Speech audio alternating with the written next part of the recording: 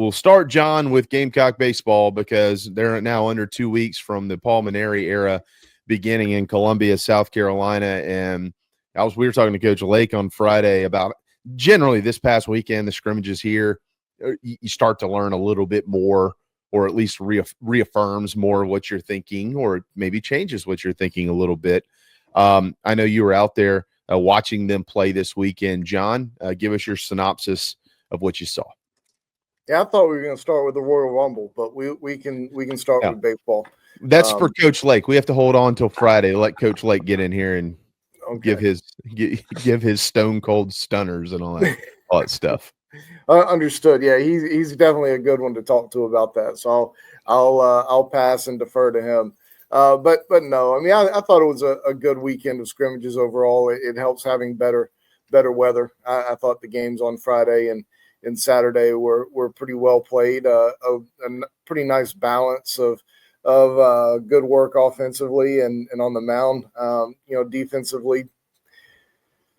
Defense was okay for the most part. I mean, there were no errors yesterday, which I think is a good thing. There have been some struggles at a couple of spots, a couple of players from a defensive standpoint here, over the course of the first 7 scrimmages now. And, I guess technically everyone all the pitchers will have thrown twice this coming Tuesday. We've seen most of them twice, but there'll be a handful who go again on tomorrow, I guess it is. But, there've been several players who have played much better this preseason versus what they did in the fall. And some guys are rounding into form. And, I think we're starting to get a little bit of clarity on some things too, in terms of, like what they want to do with Ethan Petry and what some options are at, second base, and how things are coming along at catcher. So I think it's been a pretty good couple of weeks so far, scrimmages.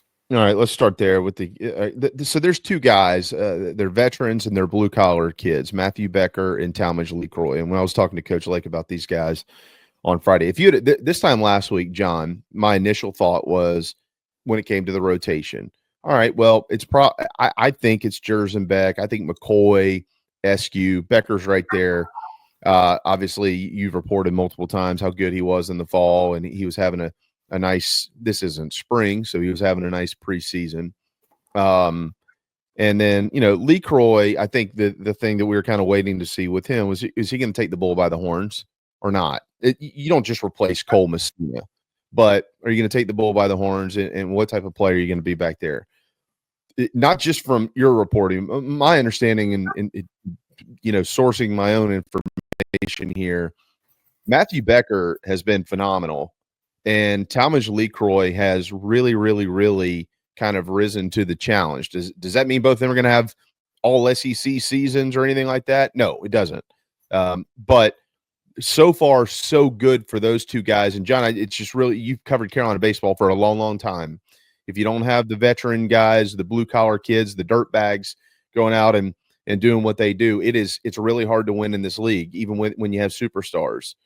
So let's talk about those 2 guys first. As players and as leaders for this program, what have you seen from them, and do you think that Matthew Becker would be in the rotation next weekend if you had to pick today? He's got to be in the rotation for me. I mean, for me, he's a Friday night starter. Jerzembeck just, hasn't performed particularly well these first 2 weekends. I mean, he's shown flashes of being the dude that you thought, but he's given up 7 runs in 6 innings. I mean, that's what is it? What are you seeing from him? What's going on? It's been different things. He's gotten behind in some counts and walked too many guys. He gave up a home run the other day because he was behind in a count with a 3-0 count, and he threw a cookie fastball down the middle that guy had the green light on and hit out of the park, for example. Mm-hmm. So he's gotten himself into some trouble, but these guys have also faced him a little bit now too. So it helps when you face pitchers over and over again. I think that's part of it, but I'm not trying to bag on Eli too much. I mean, he's still one of the most talented pitchers, if not the most talented pitcher overall on the roster. But he hadn't pitched great right now, and Matthew Becker has. I mean, Becker's given up 1 earned run in 6 innings, and that was a home run to Ethan Petry. So, everybody gives up home runs to Ethan Petry. He's got, I think, 5, so far this preseason. He's got like a dozen RBIs. So, I mean, he gave up a solo shot to Petry. He hasn't really walked many guys, haven't given up many hits. His strikeout numbers have been a little bit down from what they were in the fall, but he was striking out everybody in the fall. He's been in the past mainly a 90-mile-per-hour guy with a big curveball. Has some deception with the fastball, but the fastball's ticked up just a tad. He's added a changeup, which is what he gets a lot of his swings and misses on now. Forget just the curveball; he's getting a lot of swings and misses on the changeup. So I think Matthew's in line to have a great year, and I certainly can understand where Mainieri's come from with regard to. Maybe we start them on the weekend, maybe we close them, see how things go. But when that guy's been your best guy, especially when he's been here and in this program and doing it for so long for this program, I think you got to give him the reward of, not necessarily being the Friday night guy. I'm not saying he has to be that to feel rewarded, but let him go into opening weekend as an opening weekend starter. So, I think that's where he's ultimately going to be. But, I guess there's another week worth of scrimmages to see how things kind of play out.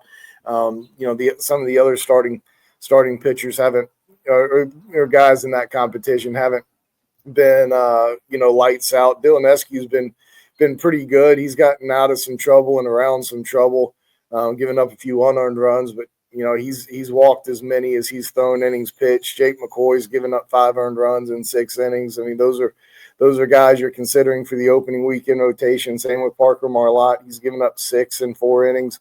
So, I think some of it, I think there's a lot that has gone into it. But when you look into what Becker's done, you got to love what he's done. All those guys are throwing to Talmadge LeCroy. Tell us about Talmadge here in the preseason. Yeah, I think he's been good. I think he's been really good, offensively and defensively. I don't think he's – I won't say I don't think. I know he's not in the same conversation as Cole when it comes to, all-around great catcher. But, he's doing the job well enough. I mean, he hasn't played the spot for the last 2, really 3 years. I think he's doing a good job back there. He's done a really nice job offensively. I mean, he's hitting about 450 right now, and has a home run, maybe 2 home runs, double in there. He hadn't been striking out, which is good because he struck out a ton in the fall. And heck, I mean, Paul Mainieri said after the fall, he said, he strikes out more than I'd like, and that number's come way down. So that's a good thing for him. And I'm pleased with the way he's played. Like if he keeps playing the way he has been, the drop off from catcher last year is not going to be nearly as big as what I anticipated. And when you lose a guy like Cole, almost regardless of who you replace him with, there's going to be at least some little bit of drop off. And there's going to be this year, but it's not going to be nearly as drastic as I thought. All right, John, let's talk about Dalton Mayshore, legacy kid. And I really like him. I asked about him last week and was told actually very similar to the Kazmar kid at short, kind of a dirtbag player. You look at him, you see baseball player, baseball intelligence, which that's not shocking at all, knowing who his family is. But I do know that I guess maybe the fall wasn't incredibly kind to him. So what's preseason been like? Yeah, he just didn't hit in the fall, and he's wasn't dynamic defensively. I mean, he just kind of looked like a guy out there, and don't mean that disrespectfully or as disrespectfully as it may sound, but that's what he looked like in the fall. He looks a lot better this preseason, and why that is, I mean, it may just be the game. sometimes that's just the way it goes. You have a stretch where you're not playing as well. But I thought he started to come on at the end of the fall a little bit, but he's been much better. And they put him out in left field yesterday for the first time, and he made a play out there. He typically plays right and is more comfortable in right field, but the left field spot is a little bit open. Blake Jackson hasn't really come out and gotten a stranglehold on that spot, and Kennedy Jones is someone who they would probably prefer to DH if they can. But Ryan Bakes is hit really well too, and he could DH and Kennedy Jones play left field. So they're looking at options. But Mayshaw's what he's done consistently well since he's been here is gotten the bat to the ball. He hasn't struck out much. Hadn't struck out much this preseason. He's got as many walks as he does strikeouts. I've got him down. All of the stats I give you are unofficial. So I've got him down for 7 of 19. But he's hit a lot of line drives. Hadn't gotten it out of the park yet, but he's a strong kid. He's built well. He's quick. I really like the look of him. And Kent Reichert, I got to give him props for this. He said, he just looks kind of like Brady Allen when he digs into the box. And, we kind of know what Brady looked like and how he played. And I thought that was a pretty decent comparison, right down to the jersey number of 3 on his back. So, I like what Dalton's done, coming out of the fall. Like he was in the conversation just because of who they thought he was for being in the lineup. But, now he's playing like a guy who has a real chance to be in the lineup. Okay. Elsewhere in the outfield, there's a bunch of dudes out there who can do certain things. And Hall is in center, and we know that. You mentioned just a minute ago a ball that was hit out of the yard this weekend. I believe you were referencing Evan Stone, right, on that 3-0? Yes. Yeah. Okay. How about Evan Stone? I mentioned blue collar guys who've been around. I mentioned LeCroy and I mentioned Becker. It probably should not have left Evan Stone out of that group either. He's fighting for time. I understand that. We know what he can do defensively. Offensively has been his question mark since he's been in a uniform. What's he looked like?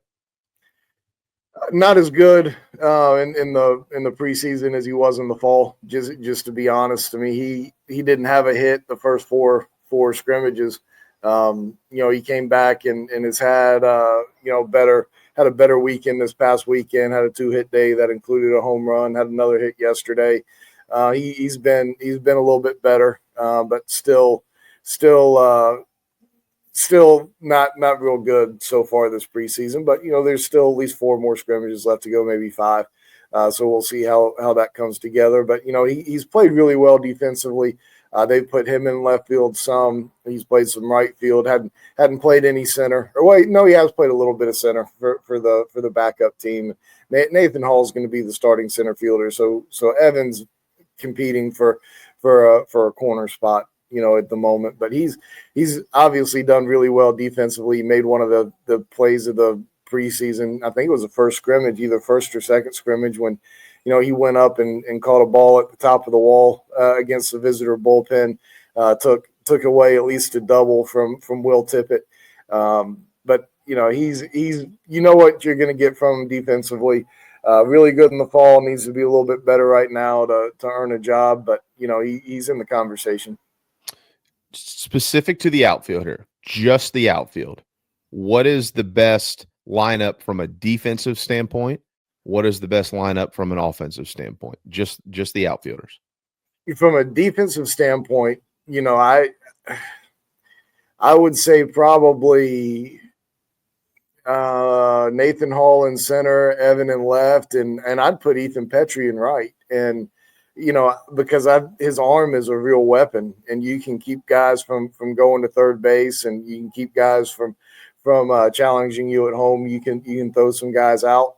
And I know that would be probably a controversial pick, but I like having a strong arm out there in right field, especially when, he makes the plays he should, and you've got a center fielder who can cover a couple extra steps out there too. So that's what I would probably say defensively. From an offensive standpoint, if you just had to put your best bats out there, and not considering DH or anything like that. I mean, I think it's Kennedy Jones, Nathan Hall, and Ethan Petry out there and right. But, Mayshore is certainly a good defensive outfielder. There's not going to be a huge drop off in arm from where Ethan Petry is. There'll be a drop off, but not a huge one, and he'll probably track down a couple of more than Ethan does. He's made a couple of plays over there in the corner, over there by the foul pole in right field. So if he ends up being the starter in right field, I think you're still in pretty good hands. All right, now what's the likely opening day look as it stands today, February the 3rd? I think you probably see Blake Jackson in left, and assuming he has a good weekend this weekend, I think you probably see Blake Jackson in left, Nathan Hall in center, and Dalton Mayshore in right, with Ethan Petry playing first and Kennedy Jones DHing. I just have a feeling that opening day they'll probably go with some of the older guys and go from there. But there are 100 different ways they could put out this lineup on opening day. Yeah. It's what I actually thought you would say there. It tells me that my intelligence is correct. If it matches the intelligence of John Whittle, it is correct.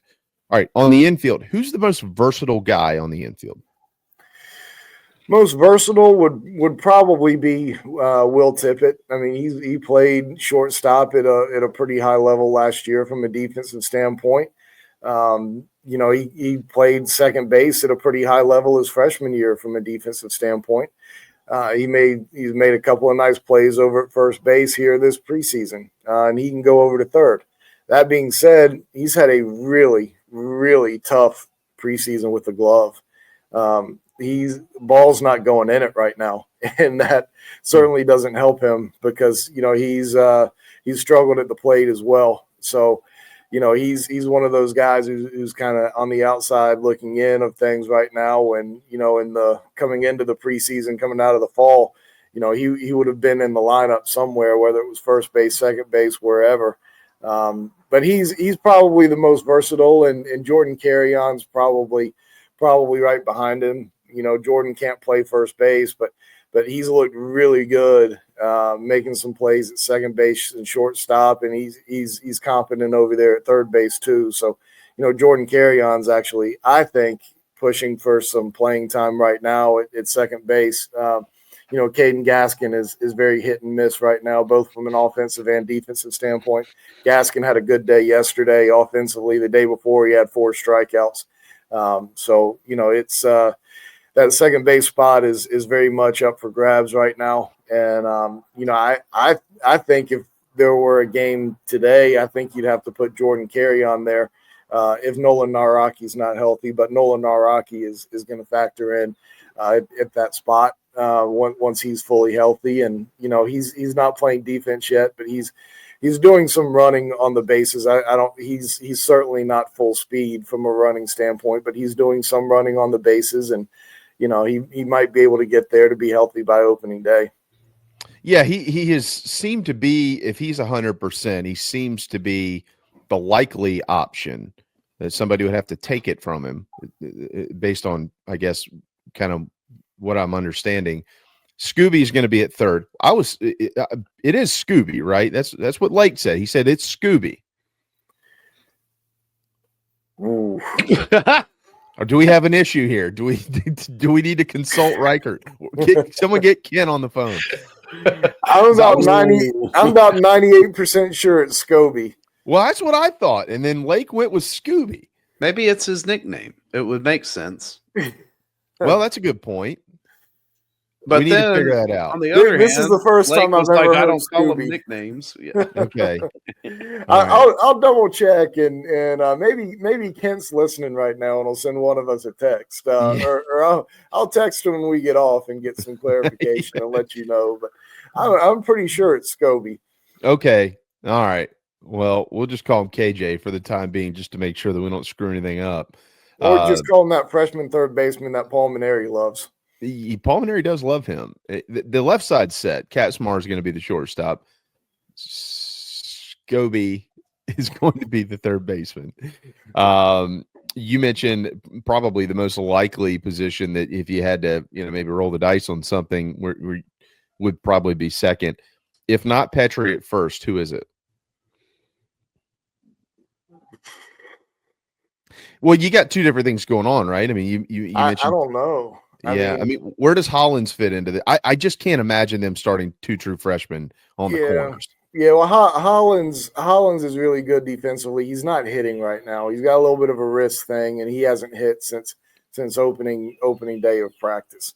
I'm not sure where he is. I know they were hopeful to get him back, this past weekend and swinging the bat some. I imagine he's at least doing a little bit of tee work or something along those lines. I've got to imagine he's at least right there. I don't know how close he is to being ready to hit. Paul Mainieri in his preseason press conference before the start of practice talked about how he sort of envisioned Bo as a guy who might be ready later on in the season. He talked about how at LSU, one year he had 3 just dynamite freshmen, and one was ready opening day, one was ready about a third of the way through the season, one was ready about 2/3 of the way through the season, and he sort of sees Bo as a guy who's probably going to be ready to compete during the middle of the season sometime. So that's kind of where I see Bo, and especially with the fact that,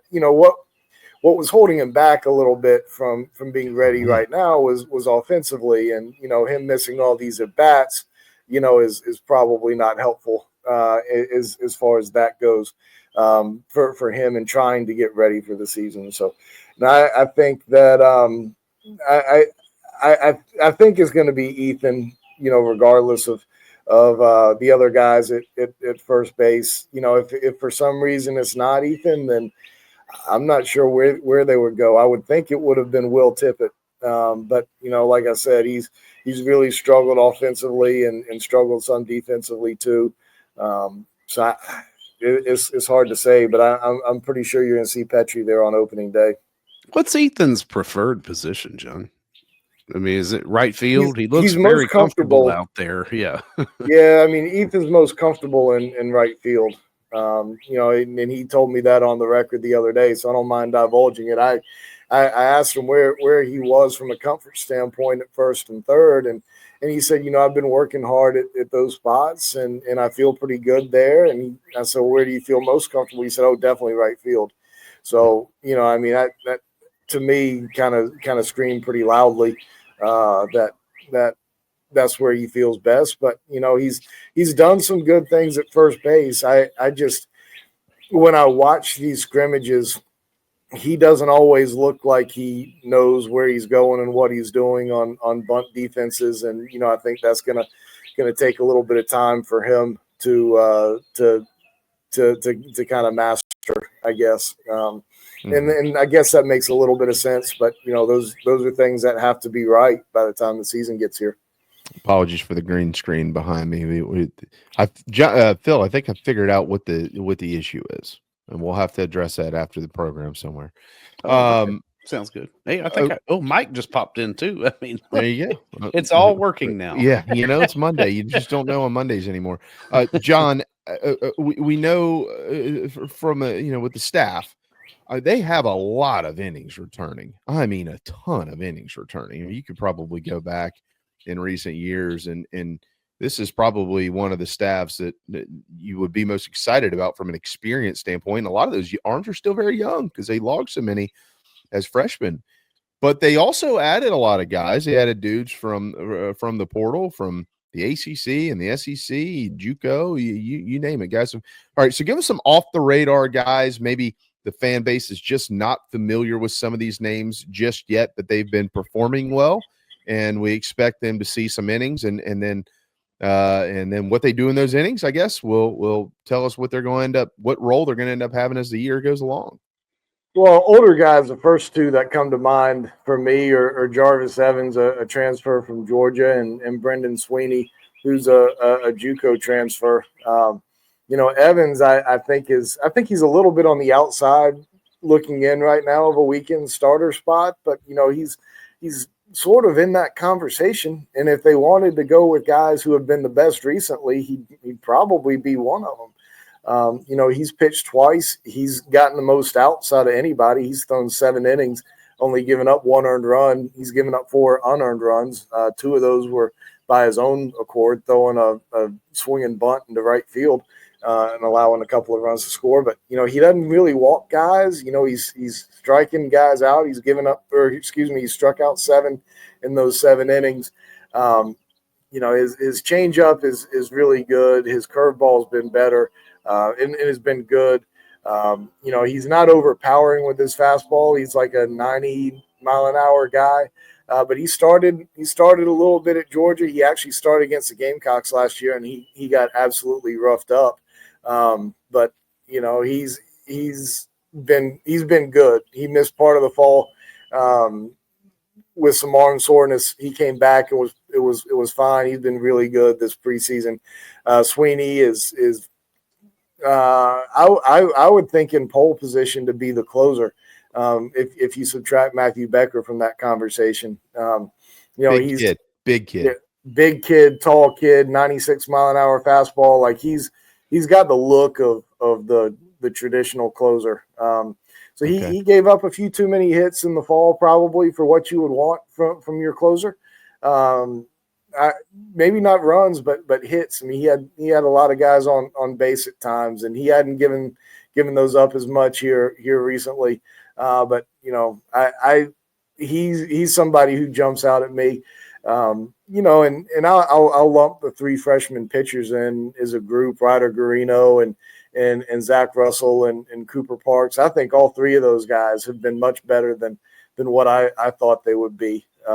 Zach Russell's probably on the periphery of that closer conversation too. He's still trying to figure it out a little bit, and he's one of those guys who's probably going to be pitching a lot more and in a lot more high leverage spots later on in the year than maybe early, because he's didn't get moved to the mound until right near the end of fall practice. They were originally practicing him at shortstop. They were about to cut him. They were like, this dude can't play here. Let's put him on the mound, because he was a really good pitcher in high school. I thought that's where he would start out. But they started him out at shortstop, wasn't good enough. And, now he's out on the mound throwing 95. Now he's also hitting Ethan Petry in the forearm with some pitches, and that's not going to get you very far. But fortunately, it was a breaking ball. It was an 83-mile-an-hour breaking ball and not a 95-mile-an-hour fastball. But he's hit a few guys. He's walked a few. He's given up a few hits. But man, the stuff can be electric. And once he kind of gets honed in, he's going to be really good. Cooper Parks and Ryder Guarino, both of those guys have only thrown once, and they'll pitch again tomorrow. But their stuff plays. They're going to be good, and it may not be this year because, as you mentioned, there are a lot of old guys, a lot of returning guys, a lot of JUCOs, a lot of transfers. So their time may be next year, but they're going to pitch a little bit, and I think they're going to pitch well. They'll scrimmage again tomorrow. I'm not sure if they've announced a time for that, but they haven't. But it's got to be around 3 or 4 o'clock, right? Like, they've got classes, so it's not going to be in the morning or first thing in the afternoon. It'll be a little bit later in the afternoon. All right, well, PSA to Zach Russell: if you want to find yourself on the mound, don't hit the best player on the team in scrimmages. Protect him at all costs. John, we'll turn our attention to some hoops, and then we'll get you out of here in just a few minutes. Again, I'm gonna bring in Mike too. Jamie. Opening day. Okay, perfect. Opening day is up in 11 days at Founders Park. Again, we'll have plenty more on that next week, and maybe even some more answers for you next Monday. But Carolina Falls 76-72 on Saturday night against Texas A&M. They just kept getting to the hump. They were at the hump. All right, let's get over the hump. And kind of slide backwards. And then they were able to tighten it up a little bit at the end. I just continue to ask the same question over and over. How much more can this group take before they just almost throw in the towel? Lamont's teams generally don't do that, John, but you know what they look like, and you probably understand what they're going through more than many of us. So reaction from the ball game Saturday. It was tough to watch because, like you said, they just kept playing from. It felt like 5 points behind the entire game. Obviously, it got up to 13, and they South Carolina would cut it down pretty quickly, but they didn't. I don't think they led after about the opening 8 or 10 minutes of the game. Yeah, so they were playing from behind for most of it, and it was just. I don't know. I don't know. I feel like we have the same conversation every week. About this. I mean, to answer your question about, it feels like, is this team going to break? They've lost so many close ones. I mean, they got they got the midweek off. They don't play until next Saturday at Kentucky. I think we'll kind of learn something about the answer to that question here in these next in this next week. See where they are at Kentucky. As you said, it's not in Lamont's team's natures to kind of roll over, and I don't think they will. But can they get over the hump? I don't know. If you hadn't done it by now, I mean, they're going to win a game. This is not an 0-18 team. They're probably going to win a couple or 3 games, but it's hard to envision them putting together some kind of magical run right now. Yeah, there's no doubt. I was listening to Derek and Casey in the pregame on Saturday, and they threw out the stat about these two teams being 15th and 16th in the league in three-pointers made this season. And then they come out of the gates, and both of them are just firing away from long range. Carolina went through a little bit of a spurt, but they were knocking plenty down. And then old freaking Wade Taylor does how many of y'all hit as a team? 5? Well, let me just throw up a couple more here. I mean, everything that flew out of his hand from 35 feet was, it was just bonkers. I was like, dude, this team is just cursed. They are just cursed. Everything that went up went in. It was crazy. Yeah, watching him was like watching like a 8-year-old rec league team that has one good player and nobody else knows how to tie their shoes, and he just gets the ball and shoots it from wherever the heck he wants because he's the only good player on the team. Like some of these shots that went up, I'm like, what are you doing? Yeah, and then he'd make more than he should have, and it's like, okay, well, I guess I get it, but I mean, to go 7 out of 10 from deep, and I mean, they don't hit 7 as a team, if I'm remembering correctly, a game. It's just kind of the way the year's gone, right? Hey, well, for what it's worth, I mean, because last year Wade Taylor, he couldn't hit the broadside of a barn in College Station, but he sure loves playing in Colonial Life Arena, because when they were here 2 years ago, he was 8 of 10 from the floor, 4 of 6 from long range, and scored 20 points in that game. So if I don't know, I don't think this guy has much eligibility left. I don't know. It's the NCAA he might have forever. But if he does, and they're on the schedule in 2 years, and for whatever reason Wade Taylor's still around, you can't let him play in the game. Something's got to happen. You got to throw water on the floor. You got to throw soap. You got to do something. Something's got to happen. I'm not trying to hurt the kid, but you got to delay. You got to delay him playing on this floor again, because he's lethal in that building for whatever reason. That was wild. Leon Lott's a big supporter of the Gamecocks, I think. So we'll see what Sheriff Lott can come up with. Yeah, maybe just don't let him in the building. Yeah, but yeah, it was a tough watch. Some of these games recently have just been hard to view, just because you can watch this team play and you can see they're playing with some effort, and you can see they're playing well in some ways, but you know how it's going to end, right? Like it's ended the same way the entire time, and until they're able to pull one of these out, everyone's going to have that same feeling. But I don't have the numbers in front of me, but like you're in that ball game right at the end. And, Jacoby has a pass bounce right off his hand and go for a turnover. And Zach Davis dribbles the ball off his foot again as he's driving through the lane, trying to get to the rim, and goes for a turnover. And it's like, these are your older guys who have been playing so long and, just can't quite get it right. I mean, Jacoby Wright has hardly hit the rim in the last month on his 3-point shots. It's been so difficult to watch in so many ways. Well, At least they don't play till Saturday in Rupp, and Calipari just proved you just go into Rupp and beat them. It's not that hard to do. So maybe that'll happen this week. All right, John. Didn't the Gamecocks win in Rupp a couple of years ago under Lamont when they weren't very good? So who knows? Maybe this is the deal again. Yeah. Not, but maybe. All right. Here's your final question. The Waste Management Open is this week. The 16th reminds you of what student section? Well, both of them like to throw bottles, so you can say South Carolina for sure. Or LSU. Because they don't do that at Clemson. Oh, unless they're praying on the 16th, that can't be Clemson's student section, right? Well, maybe Drew Lock will be out there to pick up a thrown bottle and take a swig from it as well. Oh, God. That's gross. That was hysterical. I became a Drew Lock fan that day for the rest of my life. Yeah, I thought it was too funny. Yeah, that's how you absorb the moment. You did a wonderful job, as you always do, John. You're gonna have a busy week. Baseball's right around the corner, and I know you're still covering some football stuff and things like that. We didn't get to any of that today, but we'll try to squeeze some in maybe next Monday. But thanks as always, brother. Have a wonderful, wonderful week. Appreciate you.